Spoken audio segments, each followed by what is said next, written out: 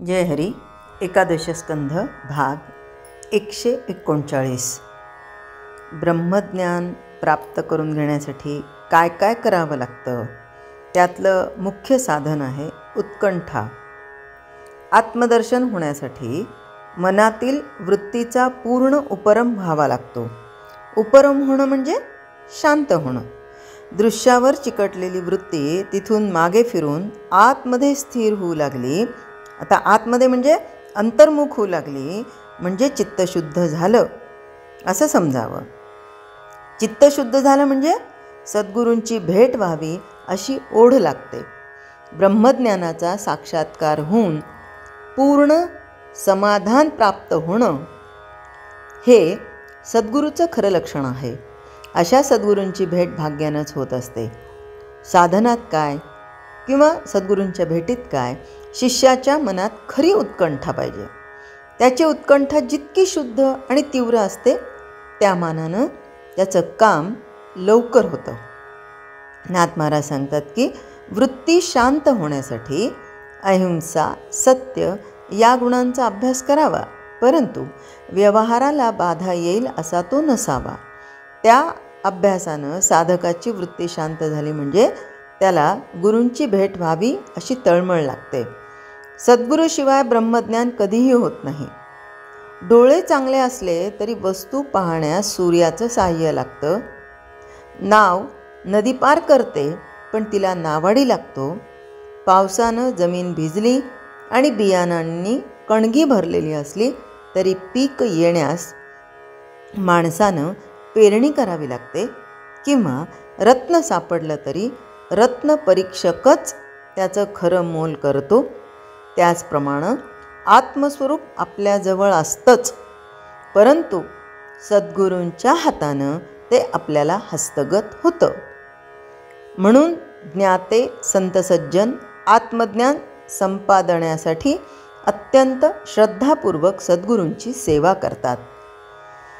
एकदा काय झालं, एक गुराखी रस्त्यावर फिरत होता आणि फिरता फिरता रात्रीची वेळ, अर्थात गुराखी म्हणल्यावर गुराखी नाही, सॉरी काय म्हणतात त्याला, रात्रीचा वॉचमन, गस्त घालणारा, तो वॉचमन म्हणू आपण. आता तो शब्द आठवत नाही आहे मला. तो रात्रीचा वॉचमन, पहारेकरी वगैरे, तो गस्त घालत होता आणि त्याने थंडीच्या दिवसामध्ये रात्री 2-2:30 वाजता त्याच्या हातामध्ये पेटता दिवा होता, म्हणजे कंदील होता, आणि तिथे रस्त्यावर घोंगडी घेऊन एक माणूस कुडकुड करत आता गाढ झोपलेला होता. घोंगडी होती त्याच्या अंगावर झोपलेला, आणि हा जो रात्रीचा वॉचमन आहे तो फिरतोय, जागते रहो. आता त्याला बिडी प्यायची हुक्की आली. कशामुळे? थंडी होती म्हणून. मग त्याला कळेच ना, म्हणे आता काय करावं. हा तर हा माणूस इथे झोपलेला आहे म्हणे, ह्याच्याजवळ समजा जर काड्याची पेटी असेल तर आपल्याला बिडी तेवढी पिता येईल आणि हे रात्रीचं जे जागरण आहे ते व्यवस्थित होईल म्हणे आपलं. आता त्याने त्याला उठवलं. ओ दादा उठा. अहो नका करू, उठा हो. म्हणे काय? अहो माझ्याकडं बिडी आहे, काड्याची पेटी तेवढी नाही आहे बघा म्हणे. काहीही करा, कसंही करा, पण मला तुमच्याजवळ असेल तर काड्याची पेटी द्या, नाही तर कुठूनही सोय करा. हा माणूस रात्रीचं 2 वाजता थंडीचं कुडकुडत उठला. डोळे चोळत त्या माणसाकडे बघतोय, जो पहारेकरी होता त्याच्याकडे, तो वॉचमन होता त्याच्याकडे, आणि डोळे चोळत बघतो तर त्याच्याकडे कंदील होता.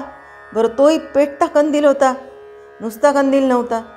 तो म्हणतो, अरे भल्या माणसा, तुझ्याकडे बिडी आहे, तुझ्याकडे पेटलेला कंदील आहे, तेवढी काच वर केली असती तर तुझी बिडी पेटली असती. एवढ्या रात्रीचं एवढं गाढ झोपलेलं मला कशाला उठवलं? तो म्हणला, याच्यासाठी उठवलं.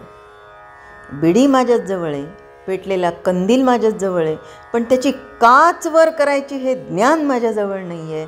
ते ज्ञान तुम्ही मला दिलं, आता माझी बिडी पेटली, तुम्ही झोपा.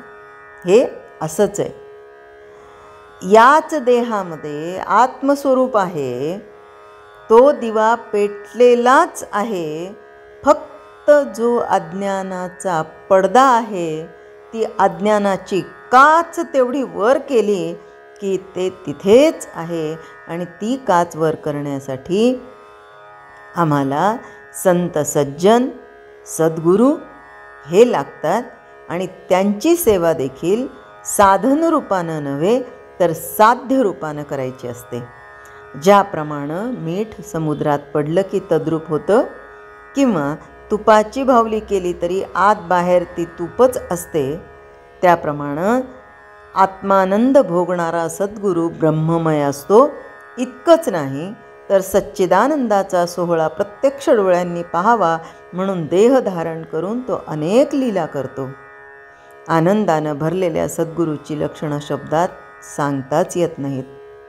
तरी पण त्याला ओळखण्याची एक खूण अशी की सद्गुरू म्हणजे आत बाहेर संपूर्ण समाधान होय. असं पूर्ण समाधान ज्याच्यापाशी असतं त्याची भेट व्हावी म्हणून साधकाला तळमळ लागली पाहिजे. रात्रंदिवस त्याच्या मनात सद्गुरूच्या भेटीचा एकच विचार सारखा स्थिरपणे राहतो. व्यवहाराची कर्मे करत असताही एक क्षणभरसुद्धा मनानं तो गुरुला विसंबत नाही. जागृतीत आणि स्वप्नात त्याला गुरुचा निधिध्यास लागतो. अशी तळमळ वाढली गेली म्हणजे भगवंतच सद्गुरू रूपानं त्याला भेटतो. भेट झाल्यावर आत्मज्ञान त्याच्या पदरात पडलं तरी तो त्याची चरणसेवा सोडत नाही. म्हणजे देहरूपानं भक्त, मनानी भक्त आणि आत्मरूपाने भक्त जे त्याचाच होऊन जातो तो त्याला कधीही सोडत नाही. परमार्थाचा अधिकारी कोण असा जर एखाद्याच्या मनामध्ये प्रश्न निर्माण झाला तर त्याच्याही शंकेचं नाथ महाराज इथे निराकरण करतात की आपलं हे सध्याचं जे मन, इंद्रियांना दिसणारं सगळं सर्वस्वी जग हे खरं मानतं. कोण मानतं? मन. काय खरं मानतं? इंद्रियांना दिसणारं जग, कधीचं? आत्ताचं, सध्या जे आहे ते. म्हणून त्या जगाशी वागताना ते विशिष्ट रूपानं व्यक्त होतं. आणि या सगळ्या गोष्टी आपल्या आयुष्यातल्या घडतात कशामुळं? एकतर मनातल्या व्यक्त होणाऱ्या भावना आणि अव्यक्त भावना दाबून ठेवणं त्यामुळे. मग हे सगळा प्रपंच, पसारा, माया हे कुणामुळं घडतं? तर या मनाच्या विकारांमुळे, मनाच्या आसक्तीमुळे, लोभामुळे. बरं, आत्मदर्शन होण्यासाठी मनाच्या दृष्टिकोनात आमूलाग्र बदल व्हावा लागतो. शरीराची काही गरज नाही बरं का. शरीर जसं आहे तसंच, म्हणजे आत्मदर्शनाच्या पूर्वीचं शरीर जसं होतं तसंच आत्मदर्शनाच्या नंतरचंही शरीर तसंच असतं. त्याच्यामध्ये काही बदल होत नाही. आमूलाग्र बदल कशामध्ये होतो आणि करावा लागतो? तर तो मनाच्या दृष्टिकोनामध्ये. आता आपल्याकडे पाहुणे आले म्हणून घरातल्या स्त्रीने एक असं चांदीच्या वर्खवालं एखादा ट्रेमध्ये पाणी आणून दिलं. आता तिची भावना काय आहे की हे चांदीचं वर्खवाला ट्रे आपण बाहेर घेऊन जाऊ. त्या दृष्टिकोनातून ती बाहेर घेऊन जाते. पण ऑन द कॉन्ट्ररी तिचा नवरा काय म्हणतो बाहेर आणल्यावर? काय फालतू आहे, हे जर्मनचं टक्कर आपलं बाहेर आणून दिलं, स्टँडर्डच नाही आहे तुला. म्हणजे दृष्टी दोघांची किती वेगळ्या प्रकारची आहे. तो ट्रे तिला काय वाटला? चांदीचा वर्खवाला आहे म्हणून न्यावा. आणि नवऱ्याच्या दृष्टिकोनातून तो ट्रे कसा होता? टकरा, जर्मनचा दिसणारा. मग म्हणून आत्मदर्शन होण्यासाठी इंद्रियांमधला काही बदल नसतो, तर मनाच्या दृष्टिकोनात आमूलाग्र बदल व्हावा लागतो. इंद्रियांना दिसणारं जग सर्वस्वी खरं नसून त्याला जिवंत ठेवणारं आत्मतत्व तेवढंच खरं सत्य आहे अशी खात्री व्हावी लागते. ज्याची अशी खात्री होते त्याचा दृष्टिकोन एकदम बदलून जातो. तोच परमार्थाला अधिकारी बनतो.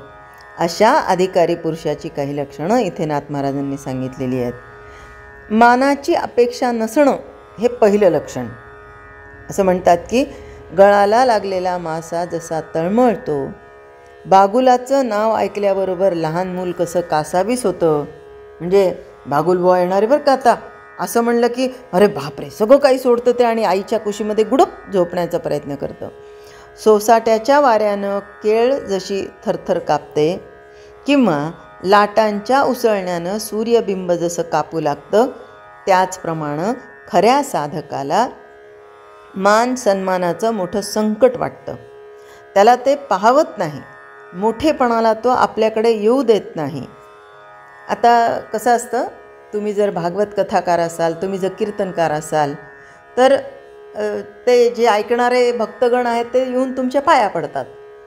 पण ते पाया पडत असताना जर भागवत कथाकारांनी किंवा कीर्तनकारांनी हा हा माझ्या पाया पडतात हा भाव जर ठेवला तर तो तिथेच संपला. पण त्या भाविक भक्तांचं मनही जपायचं आणि तो मोठेपणा आपल्याकडे येऊ द्यायचा नाही. त्यासाठी त्या क्षणाला त्या व्यक्तीने सातत्याने गुरुमंत्राचा जप करायचा आणि हे जे काय घडतं ते गुरूंसाठी घडतं आहे. माझ्या मी इथे एक माध्यम आहे, मी एक माईक आहे इथे. बरं, आपण म्हणतो माईकमुळे आम्हाला ऐकू आलं. एखादा कथा वगैरे चालू असेल, कीर्तन चालू असेल तर माईक सिस्टीम चांगली होती, माईकमुळे ऐकू आलं असं जर आपण म्हणालो तर ते खरंच कितपत योग्य हो. अर्थात जो बोलणारा आहे त्याचा आवाज चांगला असेल, त्याला बोलण्याची शक्ती असेल, त्याला बोलण्याची बुद्धी असेल तर त्याचा आवाज त्या माईकमधून इतरत्र जातो. म्हणून बोलणारा त्यांनी भागवत कथा केली, त्यांनी कीर्तन केलं का माईकनी भागवत कथा केली, कीर्तन केलं. अर्थातच जो बोलणारा आहे तो माईकला त्याचं श्रेय येऊ शकत नाही. आणि म्हणूनच जो कथाकार आहे, कीर्तनकार आहे, तो बोलत नसतो तर त्याचे सद्गुरू त्याच्याकडून वदवून घेत असतात. तो श्रोत्यांसमोर, भक्तगणांसमोर फक्त एक माईक म्हणून उभा असतो. हा जर भाव त्याच्या मनामध्ये असेल तर मग हे मान सन्मान हे त्याच्याकडे येतच नाही. पण आवडीनं सन्मान करून घेतला तर देहाभिमान घट्ट होईल, म्हणून तो हीन दीन होऊ लागतो. आपलं नामरूप समूळ नाहीसं व्हावं आणि आपल्याकडे कोणी पाहूही नये अशी अवस्था व्हावी म्हणून तो उपाय करतो. द्वैताची संगत त्याला आवडत नाही म्हणून लौकिकाला पाहून त्याला उद्वेग येतो. या अवस्थेमध्ये गेलेल्या व्यक्तीला प्रपंचातल्या कुचाट्या, याचं त्याला, त्याचं त्याला, यांनी असं केलं, या गोष्टी ऐकण्याचा सुद्धा त्रास येतो. इतका त्रास होतो की लौकिकाला पाहून त्याला उद्वेग येतो, देहगेहाचा कंटाळा येतो आणि एकांतच बरा वाटतो. आपल्याला कोणी पाहू नये, कोणी ओळखू नये, लाजू नये असं त्याला मनापासून वाटतं. लोकांमध्ये आपण कोणीतरी आहोत हे कुणाला ठाऊक होऊ नये आणि लोकांकडून मान घेतला तर देहाभिमान वाढत जातो. म्हणून खऱ्या साधकाला मान सन्मानाची नावड उत्पन्न होते. जय हरी.